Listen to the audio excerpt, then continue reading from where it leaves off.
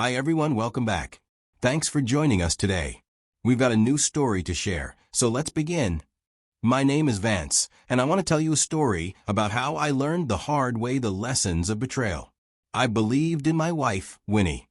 I never thought my marriage would crash and burn because of infidelity. But here we are. Funny thing is, I always used to joke with Winnie about cheating. Whenever we heard about one of our friends or associates getting divorced because of an affair, I would shake my head and say, if I ever catch my wife cheating, that's it. No second chances. It's just something I threw out there during conversations. And every single time, Winnie would laugh and say, why would a married woman who has loved cheat? That makes no sense. She sounded so sure, so confident, like the idea of stepping out on her husband was something she could never even consider. And I believed her. But here's the irony. The woman who swore she would never cheat ended up doing exactly that. When I married Winnie, I meant every word of my vows. I wasn't just in it for the good times. I was ready to stand by her through everything. I worked hard to provide for us, to make sure we had a stable, comfortable life. We always talked about having kids, even before we got married. It wasn't just a dream for the future. It was something we both desperately wanted. But life had other plans. Since our wedding, Winnie had 2 miscarriages, and each one took a bigger toll on our relationship than the last. The second one, especially, changed everything. After that, Winnie wasn't the same. She withdrew into herself, barely spoke unless she had to. And when she did, it was as if she was just going through the motions. I could see the pain in her eyes, and I felt it too, but no matter what I did, it never seemed to reach her. I knew she was grieving, and I didn't want to make things harder for her. So I stepped up. I gave her space when she needed it, supported her in every way I could, and avoided bringing up anything that might remind her of what we'd lost. I figured that with time, things would get better, that eventually, she'd find her way back to me. But I was wrong. At first, I told myself that her distance was just part of the healing process. That one day, she'd wake up and things would start to feel normal again. But months passed, and instead of getting better, it got worse. Winnie avoided intimacy completely. She started coming home later and later, always with the same excuse. Work had been crazy. She had to stay late. There was too much on her plate. I didn't question it. I wanted to believe she was telling the truth. After everything we had been through, the last thing on my mind was the possibility that she was lying. But then a friend of mine, someone who worked in the same company as Winnie, called me one day. His words were simple, but they changed everything. Watch your wife and that guy from her office. He was serious and sounded like he knew something I didn't. That was the moment the doubt crept in. The moment I realized that her distance wasn't just grief. It's probably something else entirely. I didn't confront her right away. I wasn't about to make accusations without proof. That's how men get played, acting on emotion instead of evidence. So, I started paying attention. I watched how she behaved when she got home. I saw how she never seemed in a rush to get home anymore, how she always had an excuse for why she was staying late at work. But the real test? That would be her messages. People slip up in texts. No matter how careful they are, there's always something, a phrase, a name, a late-night notification, that gives them away. I knew that if Winnie was doing something behind my back, her phone would have the answers. And from that moment on, I became a man on a mission. I just needed the right moment to check. One night, Winnie came home late again, looking drained, like she had just wrapped up the hardest day of her life. She barely said a word to me, just muttered something about being tired, then went straight to the bathroom. I heard the water running as I sat on the bed, pretending to scroll through my phone. When she finally came out, she didn't even respond to my question about her day. She just slipped under the covers, still glued to her phone, typing away. I waited. I didn't say anything. I just watched as her blinks got slower, her breathing steadied, and then eventually, the phone slipped from her fingers onto the bed. She was sleeping soundly. Her phone screen was still on. And not just on, unlocked. I reached for it without thinking twice. The first thing I saw was a name I recognized, the guy from her office. My friend had warned me about him. He was the one she was chatting with before passing out. But there it was. Their entire conversation laid out in front of me. It was flirty, casual, and so disgustingly easy, like they had been doing this for a long time. I scrolled up, and my stomach twisted as I read through their old messages. "I wish you could spend the night," he had texted her.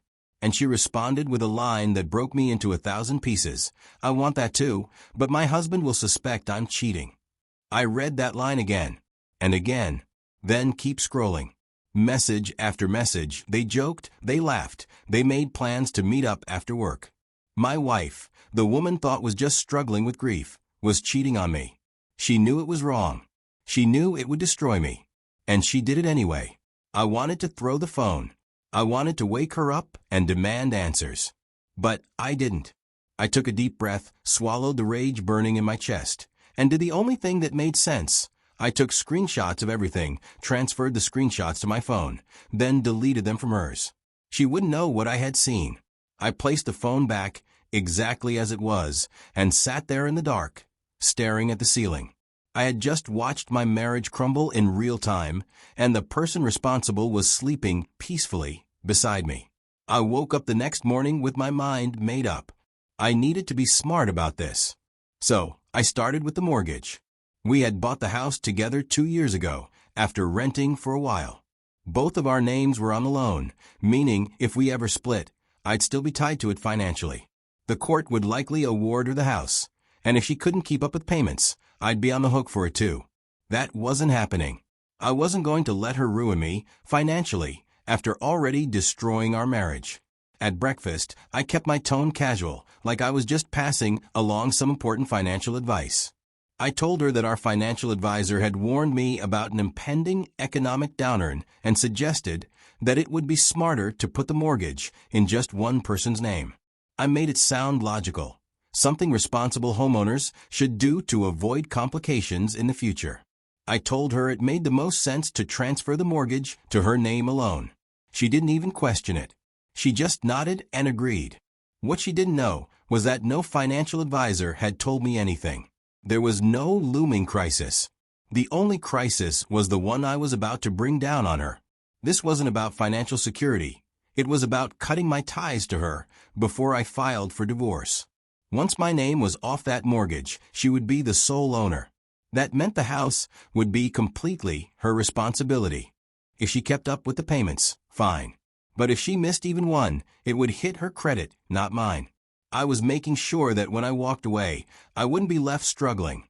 People always say that catching your spouse cheating guarantees a win in divorce court.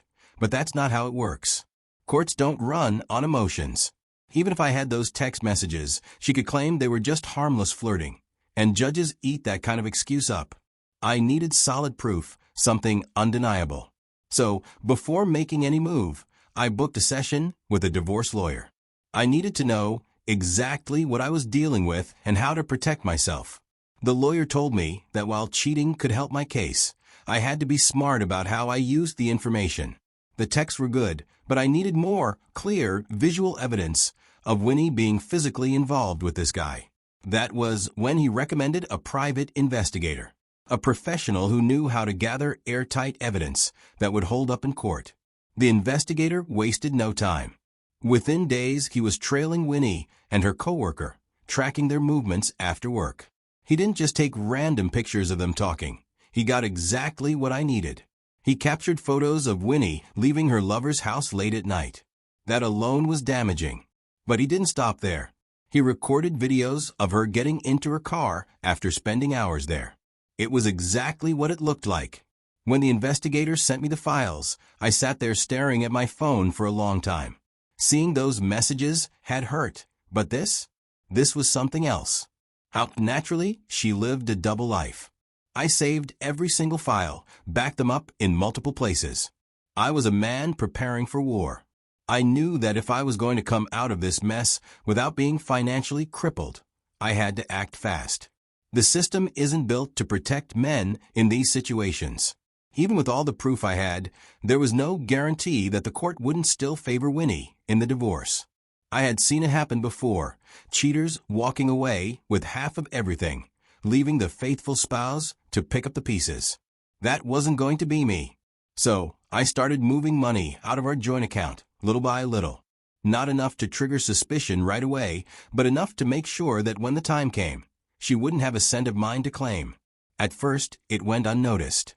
Winnie had left most of our finances to me, trusting that I would handle everything. That trust made things easier. But then, one day, I got a call. Winnie's voice was sharp, but she tried to keep her tone light, probably not wanting to come off as accusatory too soon. "Hey, babe, I just got a bunch of alerts from the bank. There's been a lot of withdrawals from our joint account. What's going on?" I didn't hesitate. "Oh, yeah," I said casually, like it was nothing.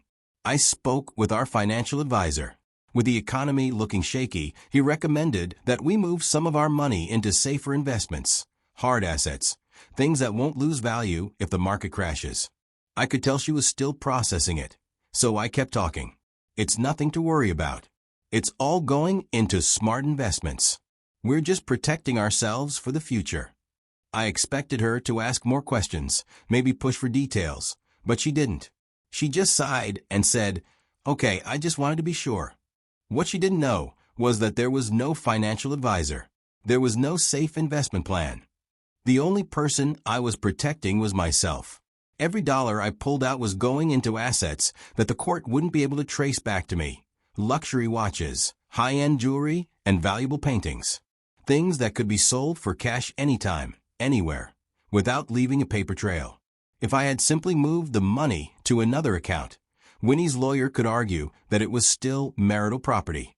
But physical assets? Those were different. They wouldn't show up in any bank statements, and once they were out of my hands, they were untouchable. I needed to store them somewhere safe, somewhere completely outside Winnie's reach. So I arranged for everything to be secured in a private safe in Mexico. Why Mexico? Because U.S. courts have no jurisdiction there. If she tried to go after me in court and claim I hid money from her, there would be no way for her to track down those assets. By the time she realized the money was gone, it wouldn't exist in any way that she could legally fight for. I had been waiting for the right moment. Then one Saturday afternoon, the private investigator sent me a photo that sealed everything. It was Winnie sitting across from her lover at some restaurant downtown. She looked happy. They were sharing a meal, leaning in close, completely lost in their little world. I just stared at the image for a long time. She had told me that morning that she was heading out to run some errands. That was the exact phrase she used. And here she was, running errands by laughing over lunch with the man she was sleeping with behind my back. I wasn't even angry at that moment. That part had passed. Now it was just about executing the plan I had spent months setting up. Without wasting time, I packed every single one of my belongings. I made sure to double-check, ensuring I wouldn't have to return for anything. The house still looked the same, but all traces of me were gone. It was no longer my home. It was just a place I had been staying in with someone who had no respect for me. Before leaving, I placed the divorce papers right in the middle of the dining table. I wanted them to be the first thing she saw when she walked in. There was no need for a note, no need for any dramatic explanations. The papers, along with my absence, would say everything for me. She would know exactly why. I had already signed my part. She just needed to add hers. Then I left. But I wasn't done yet. I wasn't going to miss the moment she walked into the house, all smiles from her little date, only to find her world flipped upside down. Thanks to the home security camera, I didn't have to imagine her reaction. I could witness it firsthand. I sat in my car, parked a few blocks away, watching my phone screen as the motion detector alerted me that she had arrived. She stepped inside, still wearing that same bright, satisfied smile from her lunch date. But the second her eyes landed on the papers, the shift was instant. She stopped in her tracks, the happiness draining from her face like someone had flipped a switch. She walked toward the table slowly, picking up the papers, flipping through them, like her brain couldn't fully process what she was looking at. Then she panicked. She rushed toward the bedroom, probably thinking I was in there. But I wasn't. And I could only imagine what was going through her mind when she saw the empty closet, the missing suitcases, the undeniable proof that I was gone. I couldn't see her reaction from inside the room since there were no cameras there. But when she returned to the dining table, she was crying. She started pressing her phone furiously, and for a moment, I thought she was about to call me. But my phone never rang. Instead, she put the phone to her ear and started talking to someone else. Maybe it was her lover. Maybe it was her best friend. I didn't know, and I didn't care. Because in that moment, I knew one thing for sure. This was only the beginning. When she finally called, I let it ring. I wasn't interested in hearing whatever excuse she had. Then came the voicemails, one after another. At first, she was crying, begging me to pick up. She swore she had made a mistake, that she loved me, that we could work things out. When I didn't respond, the messages started changing. She got angry, calling me heartless. Then came the texts, a mix of apologies and frustration. I ignored them all. I had already made up my mind. She made her choices, and now she had to live with them. At first, she was too busy trying to win me back to realize the financial damage I had done. But once she checked the joint account and saw the balance sitting at zero, reality hit her. That's when she stopped begging and started fighting. She got a lawyer and tried to come after me, claiming I had stolen our savings. But in court, she had no case. I told them I had taken the money to invest based on a financial advisor's recommendation, but the investments had failed. Of course, that was a complete lie. The truth was, the money was locked up in assets she would never be able to trace. She could suspect all she wanted, but suspicions don't win court cases. Evidence does. And she had none. Then there was the house. Since I had convinced her to transfer the mortgage solely into her name, the court saw it as her responsibility. It didn't matter that we had originally taken the mortgage together. On paper, she owned it now, which meant she had to pay for it. And with the high monthly payments, that was going to be a struggle. She might have thought she could come after me for alimony. But that door was slammed shut the moment my lawyer presented undeniable proof of her affair. No judge was going to award spousal support to a cheating wife who had been sneaking around with a coworker. She had betrayed the marriage, and legally, that meant she had no right to any financial support for me. In the end, she lost. Everything played out exactly how I planned. The divorce was finalized within a few months, faster than even I expected. No money, no claim to me, and a house she could barely afford. She walked into court thinking she could fight me, but she walked out realizing she had already lost long before she even stepped into the courtroom. 3 months had passed since the divorce was finalized, and by then, Winnie was just a bad memory to me. I had moved on, or at least I was trying to, but there was still one thing left unfinished. She had walked away from our marriage after betraying me, thinking she could keep everything else intact, her job, her reputation, her stability. But that wasn't how this was going to end. I had been patient, watching from a distance. I knew she was still working at the same company, acting like nothing had happened. But the thing is, workplace affairs don't just hurt marriages. They compromise professional environments, too. And in her position, she should have known better. She held a high-ranking position, one that required a certain level of professionalism and integrity. I gathered everything I had, then sent it directly to HR, addressed to the highest level of management. I made sure my name was attached, so they knew exactly who was bringing this to their attention. The company had strict policies about relationships between supervisors and employees, and once they saw the evidence, they had no choice but to act. It didn't take long. Within a week, Winnie was called into a meeting, and from what I later heard, it wasn't a pleasant one. She had no way to talk her way out of it, no excuses that could undo the proof staring them in the face. She was fired on the spot. Years of building her career wiped out in a single decision, the same way she had wiped out our marriage for a cheap, meaningless fling. I wasn't there to see her reaction, but I could imagine it. The panic. The realization that she wasn't just losing a job, she was losing her financial security. I sat back and thought about everything that happened. All the years I spent loving her, building a life with her, trying to be the best husband I could be. And for what? So she could sneak around with some guy from her office? She knew exactly what she was doing. She knew it would destroy me if I ever found out, but she did it anyway. And for that, I made sure she paid the price. She played me, so I played the system. And now, let's see who life buries first. What do you think? Was I too cold?